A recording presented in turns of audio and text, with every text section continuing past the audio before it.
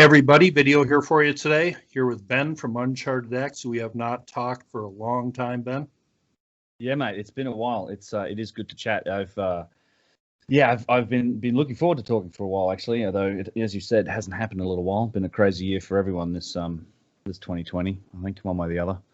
Too crazy. Now, I've wanted to talk to you for a while about just your beginnings, ancient history. I think a lot of our beginnings and how we got interested are very similar, but just talk about your earliest beginnings and being interested in this ancient stuff. Well, it's, I kind of have to credit my mother a little bit. She's a history teacher in high school, so there's always a little bit of that going around. In fact, my extended family were all teachers, aunties, uncles, and I just grew up around teachers. But yeah, so she taught history as well as English, but I picked up a bit of that. I did history through school, but then kind of university, that versus IT and going out in the world, making money, I kind of went in that direction, and I always retained some interest in it though. I guess as my career went forward, and then that IT took me around the world. We're in Australia, lived in Singapore for several years, moved to the US, been here for 15 years now, I think. But a lot of that was a lot of international travel, and I sort of progressively was taking more time in more places to still explore things, I guess in the historical context. But again, this is probably a familiar story for a lot of people, and probably similar to a lot of people. It wasn't until Graham Hancock kind of came out and did, fingerprints. I'd been aware of fingerprints for a while, and then I think it was maybe even his first appearance on the Rogan Experience podcast, because I was into that when it started. And I progressively got more interested, and then I was following Graham Hancock, and then I think it was 2012 or 2013, he threw out hey, we're going to South America, and there's a few spots open if people want to come and join us. And I was like, shut up and take my money, and signed up for that as quick as I could. And then that trip to, we did 2 weeks through Peru and Bolivia with Brian Forrester. Actually, it was organized with Brian, and so Graham and Brian, and I met a few other people on that trip that have since also been sort of lifelong friends. And it was a pretty good crash course. Yeah, and it drove my interest just through the roof. And then progressively I kind of ended up moving and just taking more and more time off each year to go and travel and do research, until a point where it's like, well, I have to quit my job and try and pursue this and see where it takes me. And I guess that's how I got into it. But those roots were always there, and I kind of had this trip with Graham to thank for it. And I had a second trip with him. Actually, I was lucky enough to travel with him through Egypt in 2015 as well. So, that I think it was just after that trip where I decided it's time to try and do this. Was that the trip that you were in the audience when Graham and Zahi had their debate? Yeah, so it's an infamous trip, and it's something I'd like to tell. It's like a long story, the things that happened on this trip, but it wasn't until it was always billed as this debate. It was supposed to be kind of Zahi Hawass and Graham Hancock. You kind of had the one of the most sort of orthodox mainstream figures, I guess, versus one of the leading lights, I guess, in the alternative history community, if there's such a thing. I mean, but he was he as one of the guys who has the best arguments and all that type of thing. So that's what it was billed as. But yeah, and so if you've seen the videos for that, it didn't quite turn out that way. And there was a bunch of other things that happened around the events on that one day. But yeah, sitting in that audience, it was such a dramatic day, and it's still an interesting topic. And it's a long story at some point that I'd like to tell on one of my podcasts or talk about. But yeah, that was. I made a video that day because somebody aired that clip on YouTube, and I made a video about it. I hadn't met you for about 3 years yet, but to find out you were in the audience that day was pretty cool. Zahi kind of showed what he was made of, I think, that day. I mean, either get out there and debate what you know, or count. Yeah, it was very strange. It was. I don't think he really had any intention of debating. I think he was looking for an excuse to kind of get out of it, and he found one. In this case, it was a slide of Robert Bauval while Graham was sort of testing a projector out, and I wasn't actually in the room for this. I came in just after, but I mean, someone came out and ran and grabbed me because everyone was talking. It's like, this just happened. He just pitched his fit and about Bauval, and then we had some friends, and I actually have that. I have the raw footage, like we sort of that all made its way through a few people in the group that day. So I actually have the original footage. You know, we were supposed to get a lot more footage from that tour. One of the tour organizer wasn't. I wouldn't recommend traveling with these guys either, because who do still work with Zahi, but they made all sorts of promises and stopped us from recording a lot of stuff. And like, well, and they have a professional recording from that whole day and everything that happened. But yeah, I don't think anyone's ever seen it or wasn't given access to it. But yeah, so then you know, later on there's just not any debate. There was actually supposed to be a second trip. They had already planned a second trip, same guys do another debate, but yeah, that all fell apart after that first one.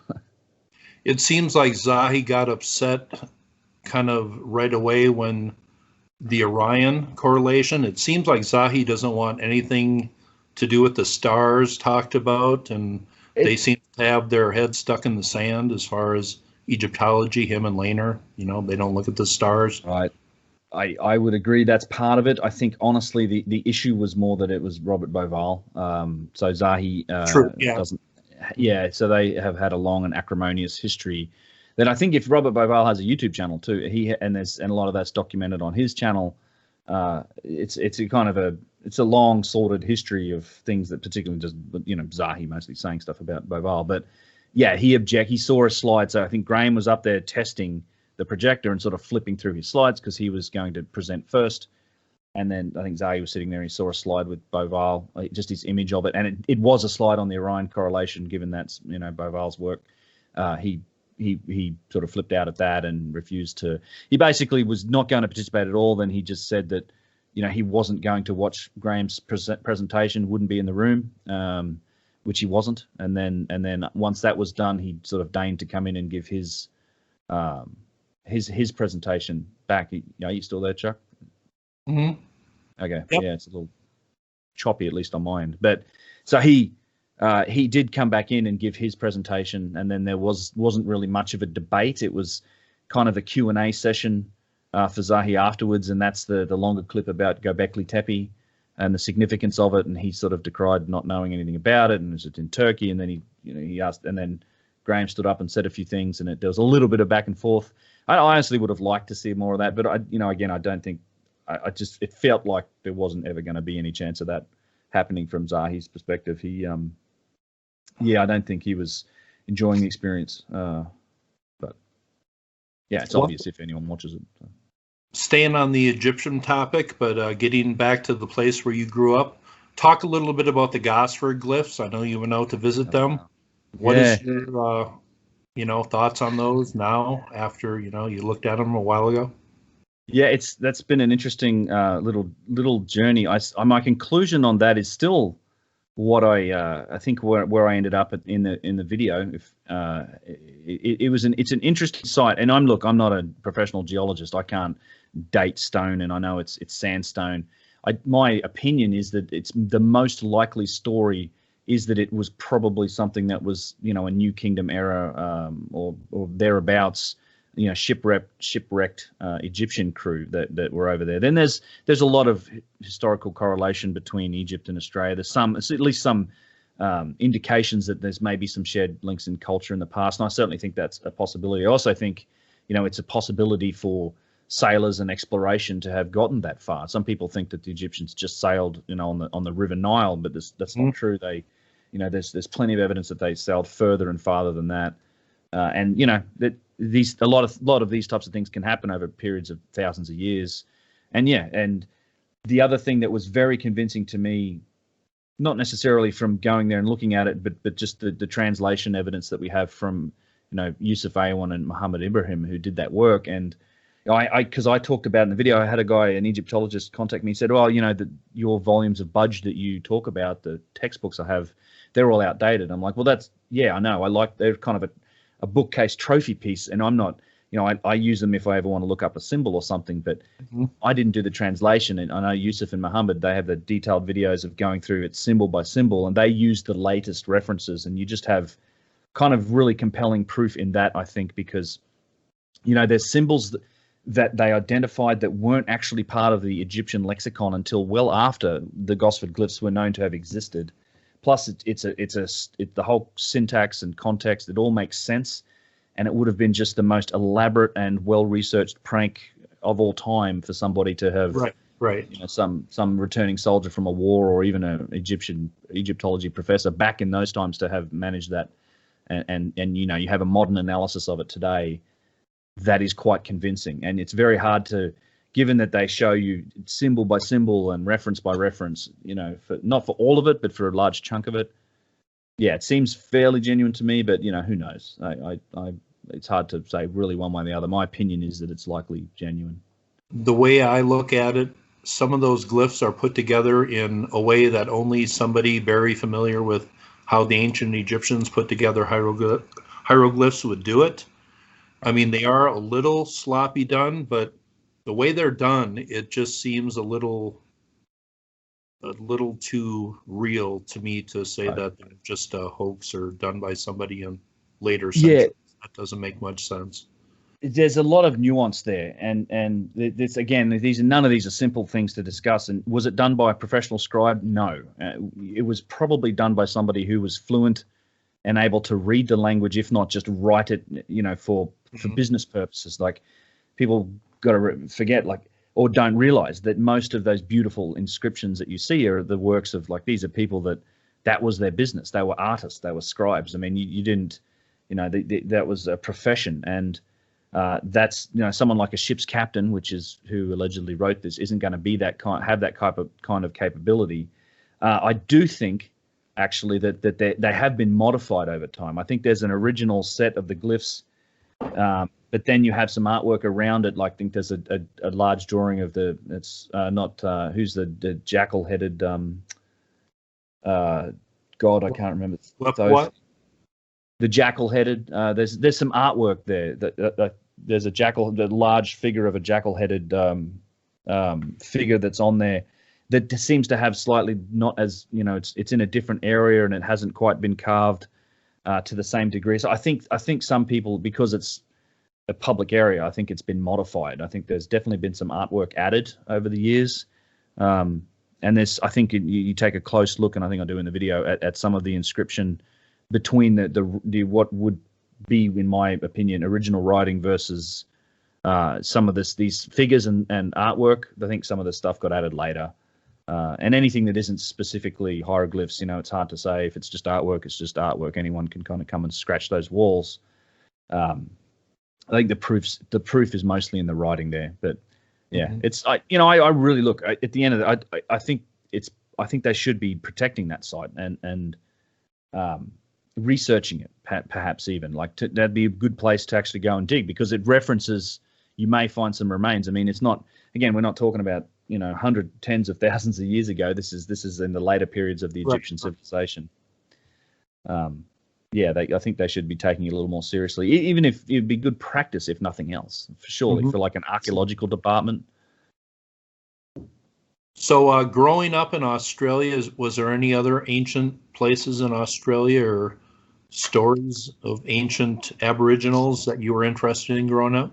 Sure, yeah, actually. So, I mean, you have the Dreamtime, and of course the Aboriginals are, you know, one of the longest resident people in a civil, like 30, 40, I think even 50,000 years ago, as an acknowledged kind of, a group that have lived in Australia, and they have a tremendous history. And it's something that I'd like to get into as a video in the future, do a bit more research on. But a lot of those Dreamtime tales can be related back in that same sort of, you know, the same way that a lot of tales get embellished and I guess personalized and deified. The stories are told up around them to record significant events, and you can, like massive floods. There's a lot of symbology and I think referenced back to cataclysmic and massive sort of events that may actually have happened and they may have witnessed.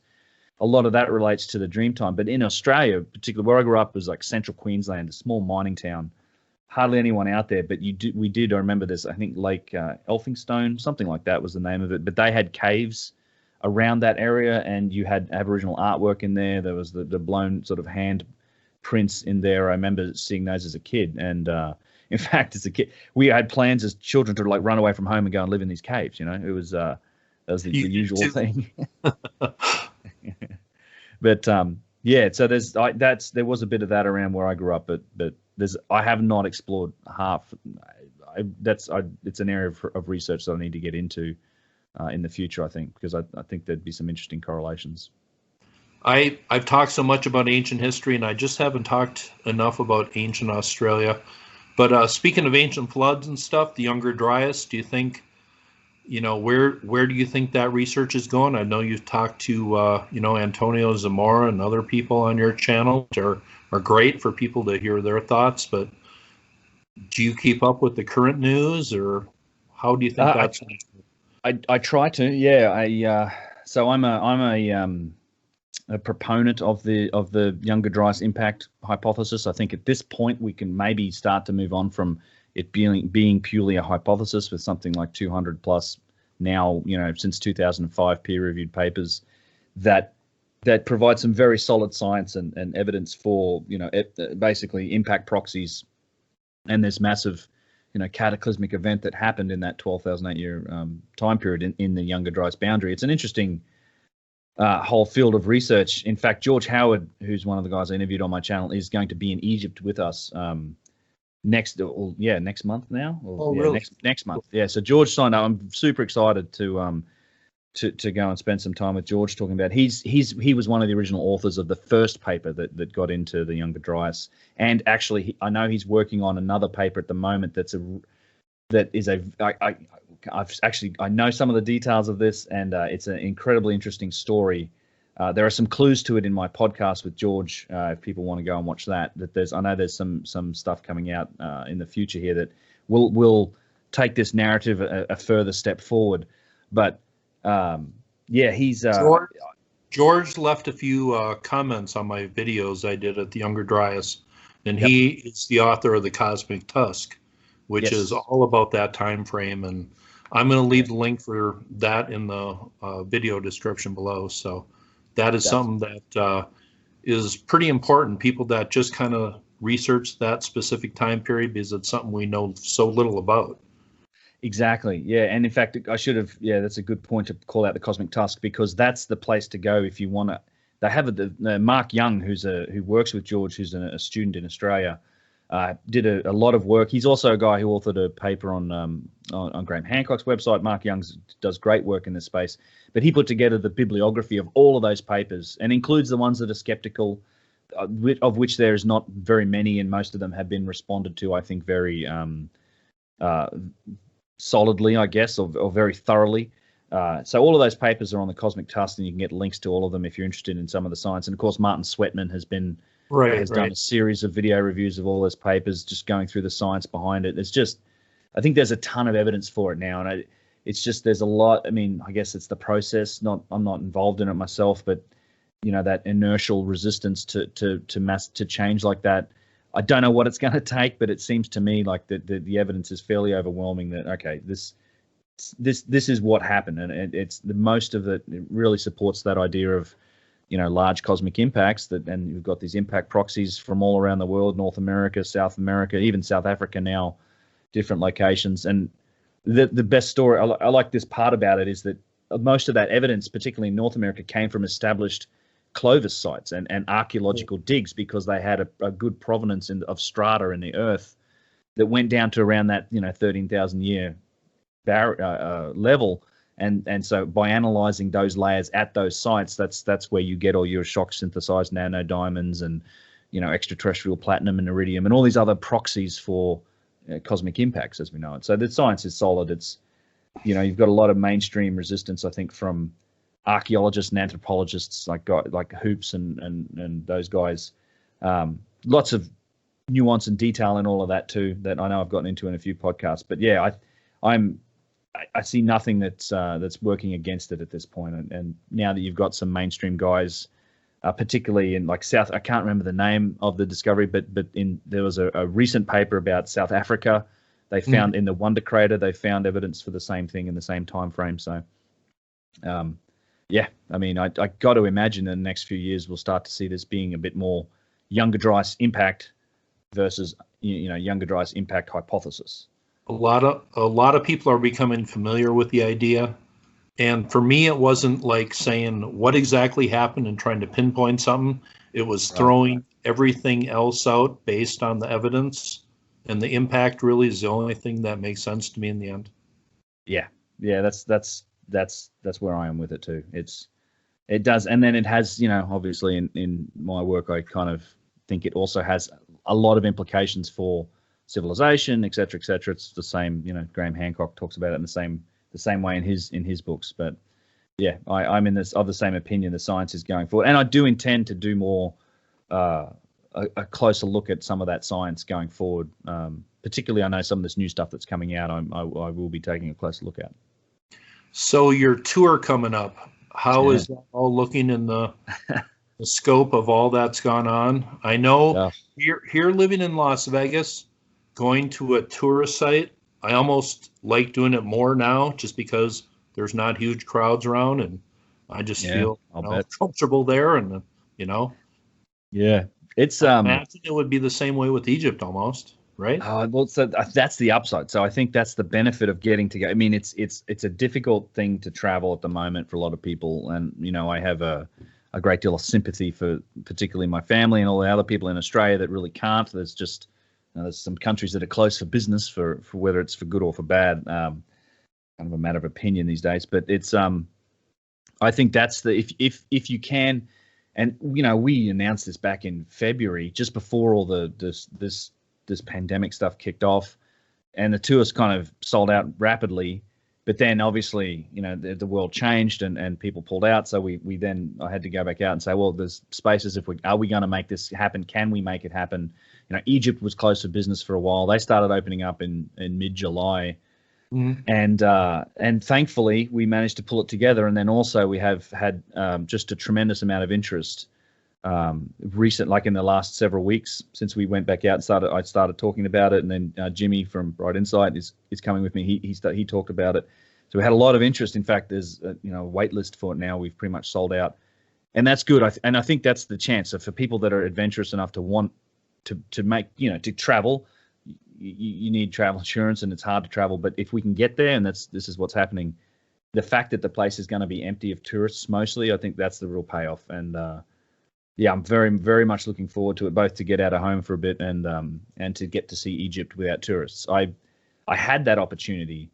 I was there just after the Arab Spring or the Revolution or whatever you want to call it, when it was mostly empty of tourists, and it's a real night and day difference. I mean, it's spectacular with tourists, and because Egypt's just one of those places where there's always going to be a lot of tourists for most of the time, but I think it's few and far between the chances to visit places like that and not have hordes of other people around.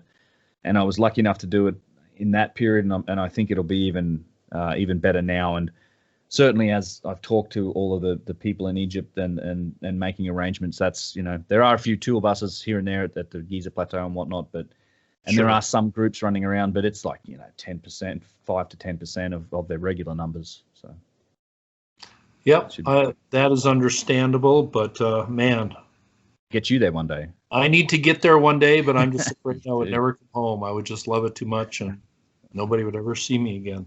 Yeah, go back again. Right. Speaking of Egypt, you are a lot more familiar with maybe how things work there. Places like Abu Ruwash or especially the Labyrinth, do you think there's ever going to be research done there, excavating? Well, the Labyrinth is a tricky question. Because I think that's I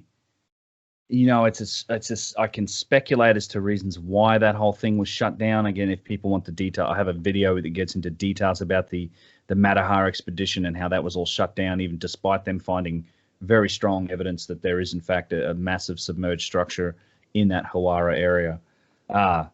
I think that the problem they have, particularly with the Labyrinth, is that it's just a massive infrastructure issue. Like, you're probably talking about a couple years of, like, they have to fix the drainage on that site, which would involve probably draining and digging all the way around what would be miles wide and long probably area, and then trying to manage that and then start shifting earth, and it's quite deep. So it's a possibility, but it's just I think the question is always going to be money. There is how much, how difficult it is, and perhaps they didn't want the bad press of saying, well, we've made this major discovery, but we're not going to do anything about it. which would be understandable because it's probably a significant investment to try and save it. But I really hope they do. You know, I hope that more people can become aware of it, and that maybe there's but it would be a huge project for the Labyrinth specifically. Other places, I hope they do more research and they open it up. Certainly in recent years, it's been trending towards at least opening up a lot more places to the public, which has been great. I know there's been some management shifts in the Department of Antiquities, and there's a new approach, I think, to opening up to for tourists and for visiting. You know, like they've opened up the Bent Pyramid, they've opened up the Step Pyramid, they've opened up the Cyrus Shaft, and all these places you couldn't get into previously. And some of them are basically, you buy the ticket to the site, you get that access to it. And some of them are still special permissions. Like a lot of places that are closed to the public, like Abu Rawash, Abu Sir, Abu Ghurab, the Cyrus Shaft, you can't go there just in general, but you can arrange, you know, it's usually a few $1,000s for a special permission to get into these places. And that list kind of expands, and they seem to be willing to negotiate, which is why you do it in a group. And that was the focus of our tour, was to, like, we have like 5 or 6 special permissions. And that's stuff, I'm in places that I've never been. I can't wait to get into a few, like down into the Assyrian, stuff like that. That's why you need a group. So, you know, everyone gets the chance to experience it, and, you know, we get to spread the cost around. Sure. Understandable. Just to wrap it up here, Abu Rawash, some of the earliest people that were there said it was the most ancient place in all of Egypt. That's where the pyramid, so-called pyramid of Djedefre is. Do you agree with that? Did you kind of sense that when you were there? I actually haven't. Is that different? I haven't been there. Oh, really? Okay. I've never got to Abu Rawash. My friend Luke did, and I've seen the pictures, and I've seen some video. I'm interested in. We're going there next month.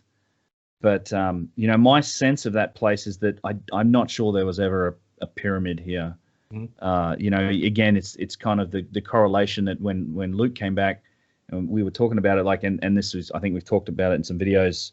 There seems to be a real similarity with Zaywat El Aran, which was also a great pit. And in a lot of ways, you know, I almost look at a lot of that stuff as potentially multi-stage constructions. There may well have been these subterranean structures that involved, you know, either caverns or pits, and then granite boxes, you know, all these, there's this underground boxes thing that goes on in all these places. And I think that may have been the original construction in a lot of these places, and perhaps pyramids may have come later or been attempted later. I don't know, but at Abu Rawash, I'm not convinced, and just from the research that I've done without seeing it, that there was ever really a pyramid there. I don't. I'm not convinced one way or the other. I'm looking forward to seeing it myself, but to me, the similarity to Zayed El Aryan is striking, I think. Yeah. And I did a video on that about 2.5 years ago, and I've seen it. Yeah. People kind of, you know, that's covered in trash, and I don't know if you're aware of this, but Djedefre's pyramid up at Abu Rawash used to be covered in trash. Oh, really? That is in a military zone. And the only reason why that was uncovered is there was archaeologists about maybe 10, 20 years ago who knew exactly where it was based on people's reports from the early 1900s, late 1800s. So the Egyptologists couldn't say that they didn't know where it was. So they cleared the whole thing out of trash and let archaeologists in there for the first time about 15 years ago. And of course, Zahi said, well, Egyptologists discovered the Great Lost Pyramid. And that's supposed to be what? Khufu's son, Djedefre. That's how the pyramid chronology went. It's a bunch of I almost said it, but yeah, I have it. I did include it in my. I did a video on the timeline of the Old Kingdom mega pyramids and sort of threw it in there. Like that's supposedly part of it, but again, it's not. There's some remarkable evidence that it features in Chris Dunn's book as well. Particularly, there's a slab of granite at Abu Rawash that has, you know, this 2-dimensional cutting. It's like it's been cut circular through the middle here, but then it's also as if it's as if a circular saw's been run like on it like this, and it's like a dip, and it's this incredible bit of machining evidence that's on that site. And you know, who knows what's certainly from the reports, like with Zaywat El Aran, that was covered in trash from the 1960s. I mean, it just since that got put, and they just used it as a big rubbish tip. And I know there are big granite boxes and all this granite work at the bottom of that. I mean, that's a that's kind of a sad story as well. I'd like to think that there is that mysterious tub thing at Zayat. Yeah. We all just kind of scratch our head and say, what the bleep? What was this? Yeah, and there was actually reports of something like that found in pieces at the Abu Roash Jeffrey. So there's definitely granite there. So a lot of lost history there, and the Egyptian history talks about these different periods where the gods ruled and different people, definite different periods. I just think those come from a totally different period than the dynastic Egyptians. Yeah. I would agree. I think, that's like I said, I get that sense of multiple phases on a lot of these places, and certainly seems like some of the subterranean things may have been the original construction. I mean, that's a sense that you get. I mean, for no doubt that a lot of this stuff's been built over and worked on, and I mean, Giza's a good example. It's hard to tell when you're looking at what we have remaining to be seen today. You've got just so many different periods of construction, and then also thousands of years of deconstruction and quarrying and all the rest of it.